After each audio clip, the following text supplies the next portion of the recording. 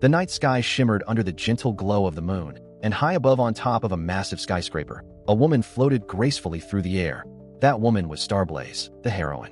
She stared down the villain standing before her, calling him egoistic and declaring that his twisted games would end tonight.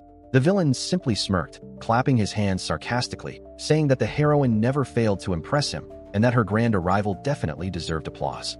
She snapped back angrily, saying she didn't want praise from that idiot, and he laughed, replying that ever since the beginning, she'd always gotten in his way, but tonight, it would be the end of that. Suddenly, Egostick took a step back, stopping at the edge of the building, and said they wouldn't be seeing each other again, before throwing himself into the empty void below. Starblaze's heart skipped a beat, and without a second thought, she dove after him, trying desperately to reach him. The wind cut against her face as she extended her hand, determined to save him. Egostick looked back in shock, confused as to why she was trying to save him of all people. Then, the story shifts back several years. A young man, 22 years old, sat at the edge of a rooftop, gazing out at the bustling city below. His name was Kim Damon, the man who would one day become EC Egostick. He watched as two heroes brutally beat down a low-level villain, realizing just how cruel that world really was. Heroes and villains fought every single day, but to him, none of it made any sense. Soon, it's revealed that Damon had been transported into the world of a comic book called Stardust, where he decided to walk a new path. He became a villain, but one with a secret goal: to protect Starblaze, his favorite heroine. Using his teleportation ability, Egostick leapt across rooftops, while a female voice spoke to him through his communicator, warning him not to get careless. He just smiled, thinking to himself that this time, he wouldn't let any monsters lay a finger on her. In the original story of this world, a villain named Rhino had destroyed the city and gravely injured Starblaze, but Egostick decided to rewrite that fate and save her. Before evil could spread, he chose to strike first. Using his powers, he tracked Rhino down, finding him relaxing inside an apartment, reading calmly. Without hesitation, Egostick pointed his gun at him and said it was goodbye. Then, in an instant, pulled the trigger, ending the villain's life. Rhino's body collapsed to the floor. Egostick picked up the paper Rhino had been reading. It was a plan for another citywide attack. In that quiet moment, his partner's voice came through the communicator, warning him that the police were on their way and he had only a few minutes to escape. He thanked her, and before leaving, used the villain's blood to write a message on the window. "This is a gift for you, Starblaze." Moments later, heroes and authorities arrived, finding Rhino's corpse. One confirmed it was indeed the body of an A-rank villain known as Rhino, killed by a single, precise shot. Another pointed out that the style matched the previous case. It looked like there was a new villain killer on the loose. What the world didn't know was that this killer was Egostick, the man who chose to become a villain just to save the heroine he admired most. Later, on top of another building, he fled the scene hesitantly after leaving another message written in blood for Stardust's shining star. The woman clenched her fist in anger, swearing she'd capture that lunatic and stop his violent acts once and for all. Soon after, news of Rhino's death exploded across social media, and people began debating whether the person responsible was truly a villain. In the comments, one user wrote that if he only hunted villains, then he wasn't really a hero. Others disagreed, saying he was charismatic and that villains always escape prison anyway, so maybe it was better someone like him took them out for good. In their eyes, he was doing what heroes never could. The internet became flooded with debates about justice and morality, and Egostick, reading all of it, grew irritated. Someone entered the room where he was shouting. It was Hanzol, a woman with a sharp mind and quick wit. She told him that public opinion was shifting in it. However, Egostick knew he had to make himself look even more evil, so that the public's sympathy wouldn't lean toward him, but toward Stardust, the heroine he admired so deeply. In other words, he wanted to become the villain in the eyes of the world, so that she could truly shine as the hero. So, he called Hans and asked her to prepare something big for him, leaving her wondering what exactly he was planning. He then revealed a pile of explosives, saying this would be his official debut as a true villain, and the scene cut to a skyscraper crowded with people on the 11th floor. There was an event happening, and everyone was recording with their phones. The countdown began.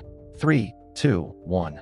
When suddenly, a figure appeared on the massive screen, greeting everyone and introducing herself as the little villain, Gashi. The announcement was broadcast live, and panic instantly spread through the crowd.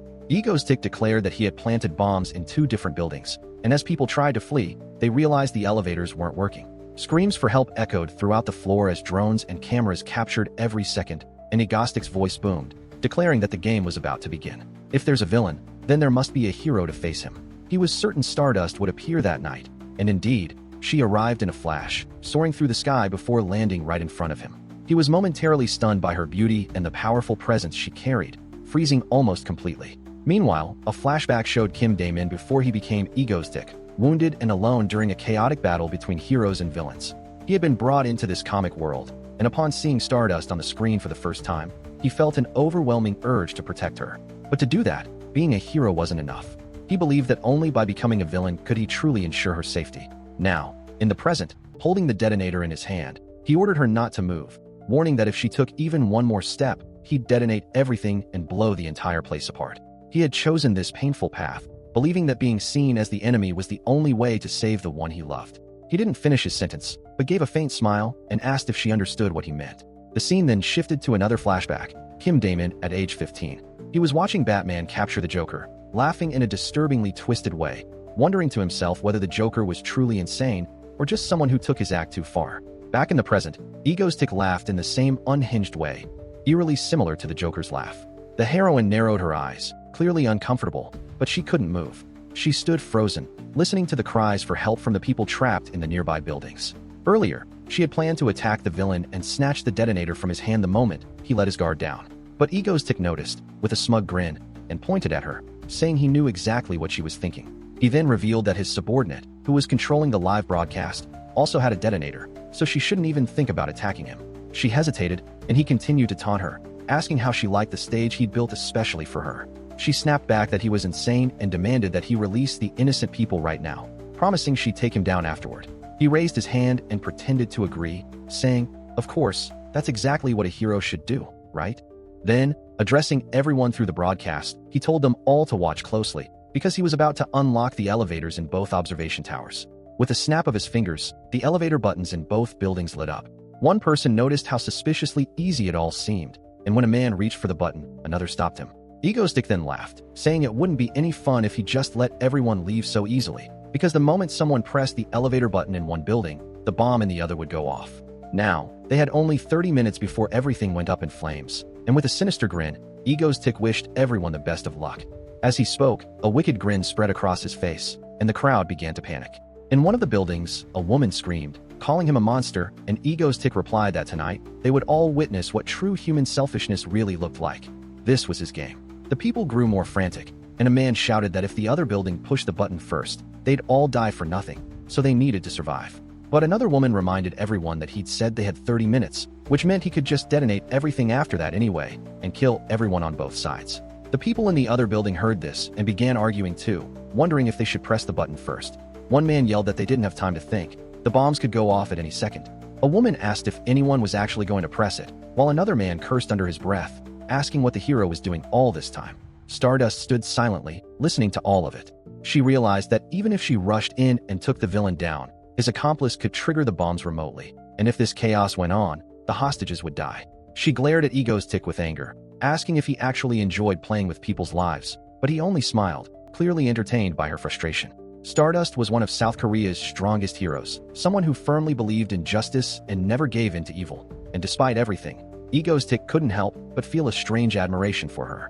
She tried to understand what he really meant by all this, while he looked completely pleased with himself, knowing that the entire scene was being broadcast live across the country. He said it was fun watching her so powerless, unable to do anything, and then offered her a chance to take part in his game. He said that if she could inspire everyone and keep them from pressing the button for 30 minutes, the bombs wouldn't explode.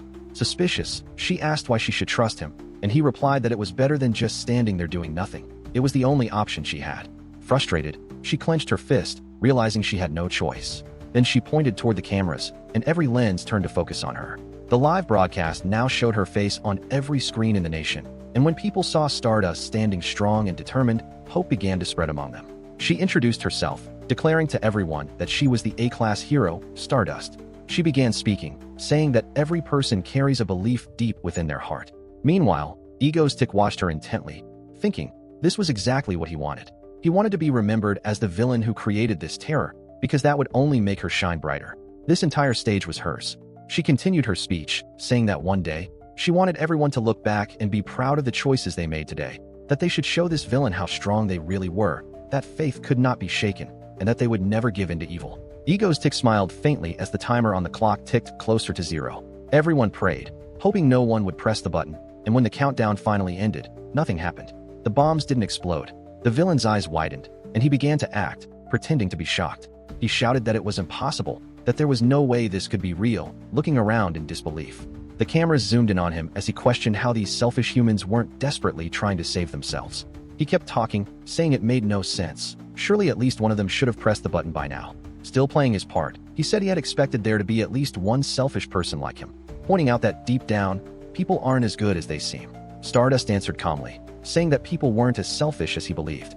Not everyone was a hero, but there was still goodness in humanity. Egostick looked at her, his expression shifting slightly, and replied that it was only because of her. She was the one who brought them together. He gives a grin and says she was amazing, but next time, he'll be the one winning. Before he can make a run for it, Stardust rushes forward with everything she's got to stop him, and people watch in awe, captivated by the strength and determination in her eyes. But the villain suddenly vanishes, teleporting away, and the crowd bursts into cheers, relieved and overjoyed to still be alive. Many thank Stardust for saving them, and the scene shifts to Egoshi reappearing in his secret base, face-planting onto the floor and groaning in pain. He starts yelling that he's dying, since his teleportation power has serious side effects, and the farther he travels, the worse his body suffers. Complaining loudly, he says he probably won't be able to move for days. Then, a girl shows up and remarks that she told him not to wear that ridiculous hat. It makes him look like some third-rate villain. Irritated, he starts shouting for her to at least bring him a glass of water, for God's sake. But she crosses her arms and tells him to get up and grab it himself. Meanwhile, outside, Stardust glimmers in the air as people celebrate with their families, and Stardust watches from afar, still furious. She hated how he toyed with others' emotions, and next time, she was sure she'd catch Egoshi. The next day, the scene shifts to the Korean Hero Association, also known as the Republic of Korea Association of Superpowered Individuals. A man appears, showing news headlines criticizing the country's broadcast security system. He switches the screen to display Egoshi's image, while a group of experts discusses the case, explaining that the villain's mask likely has some kind of blocker preventing facial recognition, and that his house has already been put up for sale. The association's president, Park Jun, enters the room and announces the start of the meeting. He asks to skip the victim reports since everyone's seen them 1,000 times already. Then, the investigator presents the bombs used in the attack. The analysis shows that the bombs were placed outside the building via teleportation. They were powerful enough to destroy the entire structure and were custom-made with high-performance materials. The president raises his hand to his forehead with a sigh. He must have made those bombs himself. Someone asks if there's any clue as to how he hacked the broadcast, but the investigator replies that there isn't. It's still a mystery how he bypassed all security, and so far, no one with communication-related powers has been identified as an accomplice. However, it's likely he had someone with high-level technical skills helping him. The president adds that this same person probably created the bombs, and the man continues, saying there's one more thing. It seems Egostick was obsessed with the heroine Stardust. He left a message for her at the crime scene and kept talking about her throughout the entire incident. Park Jun turns to Stardust and asks how it felt meeting him in person. She pauses for a moment, then answers that she believes he's a kind of psychopath who enjoys playing with people's minds. And beyond that, he's smart enough to plan large-scale attacks. Without a doubt, a very dangerous villain. 2 days later, we see him opening his fridge and drinking juice straight from the bottle. Suddenly, a voice yells from across the room, telling him to stop drinking straight from it. Startled, he chokes and spits out the juice, pretending he used a glass. The girl crosses her arms, clearly annoyed. Her name is Seong, a girl gifted with super intelligence. The guy thinks about how this girl, who keeps calling him Big Bro, is actually a genius hacker. He remembers that in the original story, she eventually becomes an S-class villain. For now, though, that was their situation, they were living together. Seong then yells that this is her house, so he should stop acting like it's his. The scene shifts to her underground base. He argues back, saying he's the one paying the bills, but she ignores the comment and tells him again to stop drinking straight from the bottle. He smirks, says fine, calls her little sis, and gives her a friendly pat on the shoulder. That makes the girl blush and step back, but she quickly changes her tone, speaking seriously and saying they should drop it for now, since they had an urgent situation to deal with. So, they head to the observation room, where Seong analyzes the system and asks if he remembers the woman she mentioned earlier, Su Bing, a possible accomplice. Egostick asks if she's the same girl Seong said was active on the deep web, the one who even seemed to be a fan of his. Seong then points at the screen and tells him to take a good look. An alert pops up announcing that Egostick's so-called followers are carrying out a terrorist attack. They've taken hostages and planted bombs throughout the building. Egostick gets completely furious and demands to know what those idiots think they're doing. He asks if the masked woman is being held hostage, but Seong corrects him, she's actually their target. The news broadcast says Egostic's followers refuse to negotiate. They only want chaos and destruction.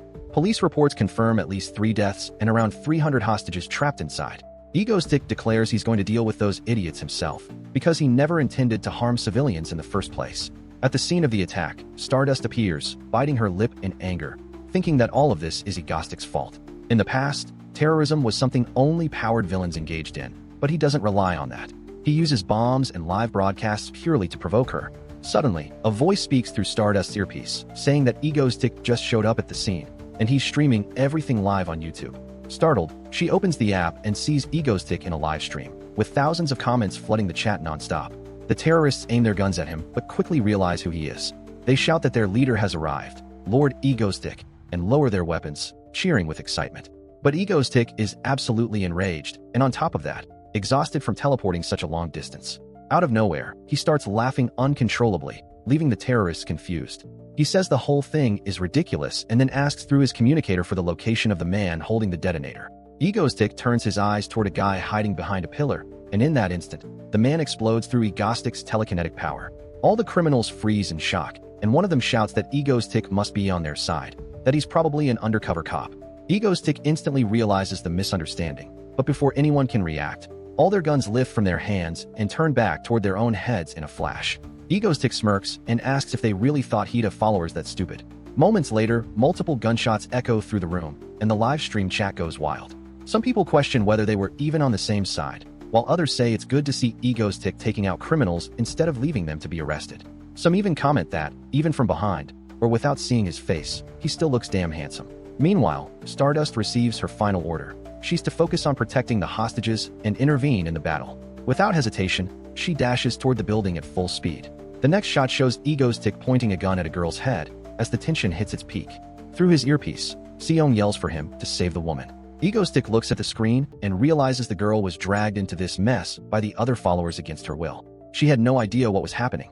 The girl starts crying desperately, begging for help. Egostic grabs her mask and tosses it aside, asking if she really did anything wrong. And that's when we meet Lysolb, crying uncontrollably. Through her tears, she admits she messed up and completely breaks down while everyone else watches. Because of her crying, Egostic suddenly looks like the bad guy in the situation instead of her. Growing impatient, he points the gun back at her head and warns that if she doesn't stop crying, he's going to shoot. Terrified, she instantly goes quiet. Egostic then decides to spare her, saying he'll let her go this time. He bows his head before the hostages and apologizes. Even though he didn't directly cause this, he still feels responsible for the actions of these copycat criminals who were inspired by him.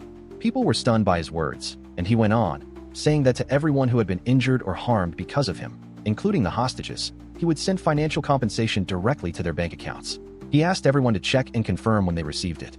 He apologized once again for the 3 people who had died and promised to pay the highest compensation possible. Egostic felt a bit worried, because even if he sent the money through fake accounts, they would probably trace it back somehow. But it was fine, Seong would handle it.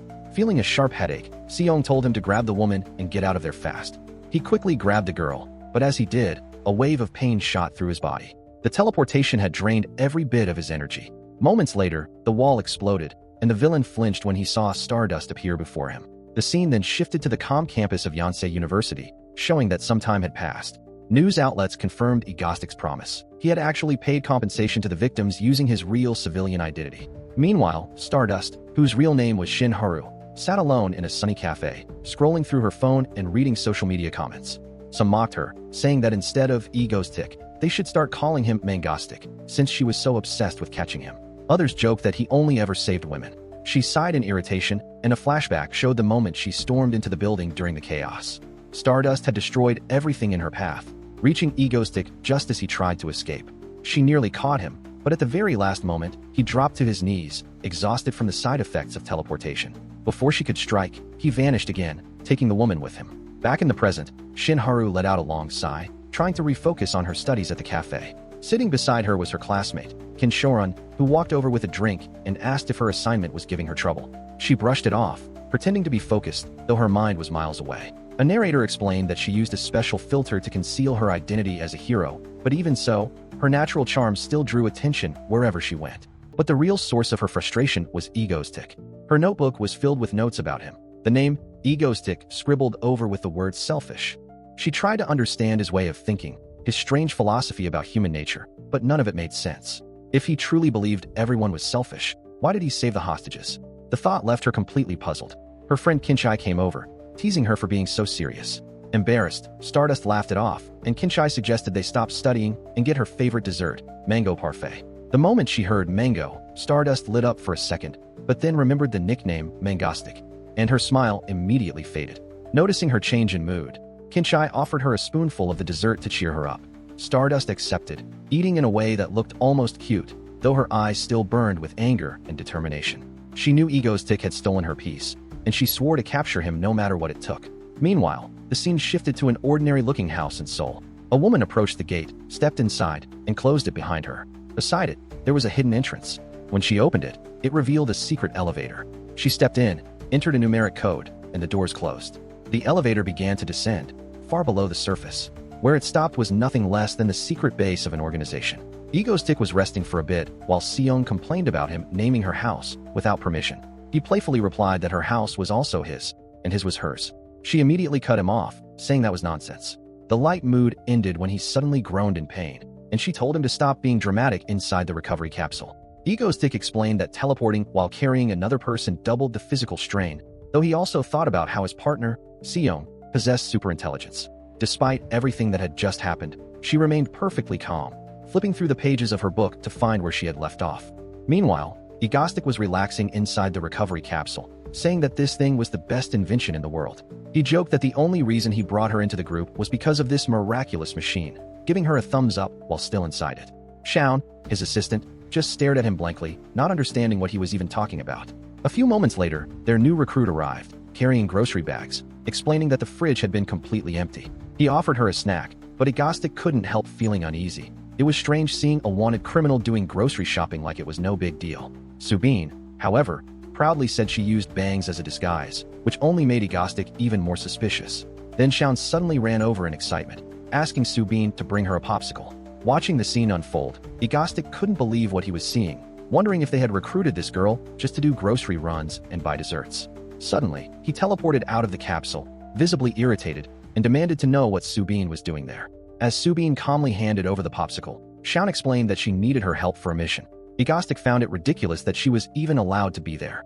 He tried warning Shaun, saying that Subin could betray the group, but Shaun ignored him and defended the girl, explaining that Subin had only been involved in the previous incident against her will. After confirming her identity, Shaun revealed Subin's full name, Luz Subin, leaving the young girl in shock that they actually knew who she was. Shaun continued, saying she knew everything about her. While enjoying her popsicle, she explained that Subin's parents were scientists from the Hainan Group, an organization known for its dark and unethical experiments. The fact that they knew her past left Subin shaken and confused about how they had discovered all that information. Shaun went on to say she had easily hacked into Subin's online security systems and found old posts expressing her desire for revenge. Then, with a serious tone, she asked if her parents really were Hainan researchers, reminding her that she had written about wanting revenge on those bastards. Shaun admitted she also had reasons to hate them and wanted to destroy them too. She then reached out her hand, inviting Subin to join her in her quest for revenge. Egostick, who had been watching everything quietly, realized that Subin was just another victim of the Hainan Group, just like Shaun had been. He even remembered the moment he convinced Shaun to join his team, promising her vengeance, a decision that ultimately saved her from becoming a villain. Now, as he looked at Subin, he couldn't help but think she was only a side character in the original story, someone without much importance. Before he could continue reflecting, he saw Shaun and Subin suddenly hugging, crying, and comforting each other. Completely lost, Egostick had no idea what was going on anymore. He decided to leave them to their emotional moment and quietly returned to his recovery capsule, not knowing what to think anymore. The scene then shifted to a busy restaurant, where customers were whispering and watching a woman at a nearby table who looked terrified. She begged the man in front of her to leave her alone, but the man, with striking purple hair, just stared at her with irritation, clearly annoyed by her making a scene. A police officer approached to intervene, but the man arrogantly told him not to interrupt his meal. When the officer grabbed his arm to arrest him for resisting, a surge of red energy erupted around them, the man's teleportation power activating. In the blink of an eye, both he and the officer vanished, reappearing at the top of a skyscraper. Disoriented by the sudden change of scenery, the villain, whose name was Rocktill, kicked the officer off the building, sending him plummeting to the streets below. It seemed this guy had the same power as the protagonist. Then the story shifted again, this time showing a scene from the original timeline. A dark future where Stardust was overtaken by enormous dragons. In that timeline, a young woman named Siyun, ranked S, was known as the powerful White Witch. But in the present day, this future villain was just a 16-year-old girl. Right now, she was furious because she thought Egostic had drunk her orange juice again. Subin, feeling guilty, appeared and admitted that she was the one who drank it, apologizing and promising to buy another one. Siyun said it was okay, and the two of them hugged again, emotional and full of warmth. Egostic was completely caught off guard, wondering if his friend had finally stopped pretending to be a boy, remembering how Siyun used to always call him bro and smile playfully. Then the story shifted to reveal her real past. She was a super genius, the sole survivor of a horrific experiment conducted by the Hainin group on children. One day, a surge of energy from another child caused the entire facility to explode, leaving everything in ruins. Siyun was the only one left alive, injured but breathing, surrounded by the wreckage. She hid in the basement that later became her secret base, and over the years, she taught herself everything she knew, growing smarter and more capable with time. Then, in one life-changing moment, a mysterious man appeared in her basement. It was Egostic, using his teleportation magic. Startled, she grabbed a fork to defend herself, trembling from the loneliness and the heavy fate the original story had written for her. In that version, she was destined to become a villain and die alone. Egostic, however, promised to lead her down a different path. Embarrassed by his intense stare, she told him to stop looking at her like that. The scene then returned to the present. They began talking about their new recruit, Subin. They discovered that she had lost her parents, both researchers for the infamous Hainin group, and that she had managed to enter a prestigious university on her own, majoring in computer engineering. In the original timeline, she was just a hacker for a small group, but despite being a rookie now, her cooking skills had already impressed everyone. With a proud smile, she showed off one of her inventions, a small spider-shaped tracker. When they asked what it did, she reminded everyone of their real objective, to capture a high-class villain, a powerful teleporter named Rocky. She displayed a diagram, explaining that Rocky could teleport without limits, which made him nearly impossible to capture through telekinesis alone. Egostic complained that teleporting too much drained him, but Siyun, full of determination, ordered him to get back to work if they wanted to catch that guy. Fully geared up for the mission, Egostic prepared to infiltrate the target's location as Siyun quickly went over the plan. The tracker she had designed was fast as a bullet, and he needed to hit the target with it so the team could track him afterward. He was still hesitant, but Siyun reassured him that the target rarely moved from his spot, so a direct ambush was their best shot. Back at the base, Siyun drank some water while Subin monitored the operation. Blushing with excitement, Subin cheered for Egostic. She had already become a fan of the villain they were after. Even Siyun, a little embarrassed, shouted out some encouragement for Egostic. Fired up by their support, he teleported straight into Rocky's apartment, catching him completely off guard. And with that, the operation officially began. The villain, who also had teleportation powers, widened his eyes in shock, realizing he was no longer alone. Without hesitation, he drew his weapons and aimed precisely at Egostic.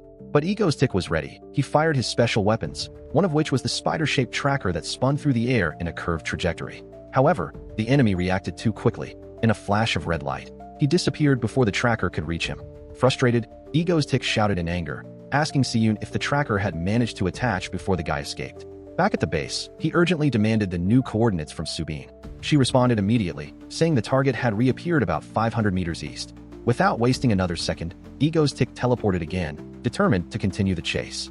He appeared right in the middle of a crowded street, immediately drawing everyone's attention. People gasped in shock and pulled out their phones, recording and live-streaming the entire scene. Egostic quickly realized that his secret mission had been completely exposed, and now he had become a massive public spectacle, something he definitely hadn't planned for.